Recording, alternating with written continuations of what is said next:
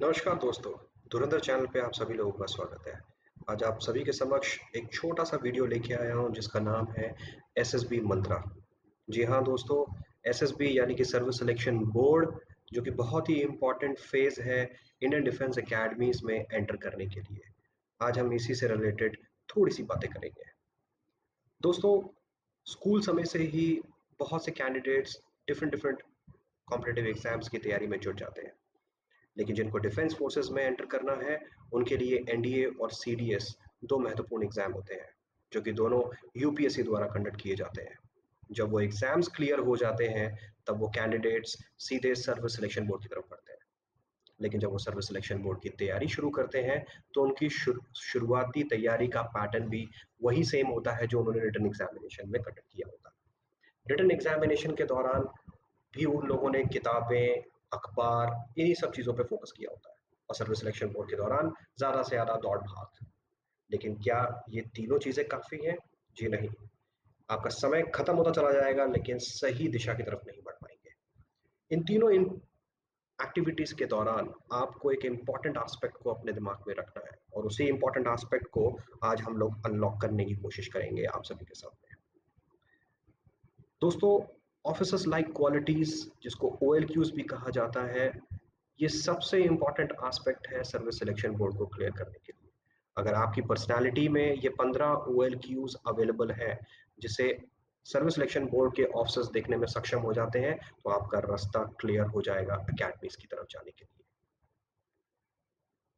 इन 5 दिनों में, जो कि सर्विस सिलेक्शन बोर्ड का ड्यूरेशन होता है, उसमें दो फेजेस होते हैं, एक स्क्रीनिंग और मेंस।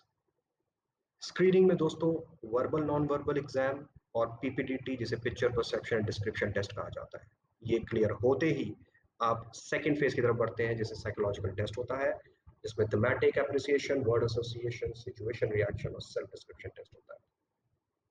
उसके बाद आप इंटरव्यू की तरफ बढ़ते हैं, जो कि एक सीनियर ऑफिसर द्वारा कंडक्ट किया जाता है।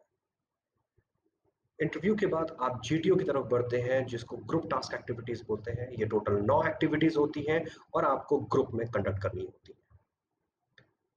आखिरी दिन, जो कि कॉन्फ्रेंस का दिन होता है, वहां पे क्लियर हो जाता है कि कितने कैंडिडेट्स आगे बढ़ेंगे मेडिकल एग्जामिनेशन के लिए। लेकिन दोस्तों, ये 5 दिन ऐसा क्या है जो हमें अपने दिमाग में रखना है, जिससे हम सर्विस सिलेक्शन बोर्ड को क्लियर कर सकें? रिमेंबर, आपको ये फॉर्मूला अपनी प्रिपरेशन में इनकॉर्पोरेट करना होगा। 15 OLQs equals to write plus speak plus display। कहने का मतलब है, ये 15 OLQs आपको लिखने हैं, बोलने हैं और दर्शाने हैं। जब आप साइकोलॉजिकल एग्जामिनेशन दे रहे हैं, तो आपके शब्दों में ये OLQs होने चाहिए। जब आप इंटरव्यू कंडक्ट कर रहे हैं या बोल रहे हैं, उस समय आपके शब्दों में होना चाहिए। और जब आप ग्रुप एक्टिविटीज कर रहे हैं, तब आपकी एक्टिविटीज में ये 15 OLQs होने चाहिए।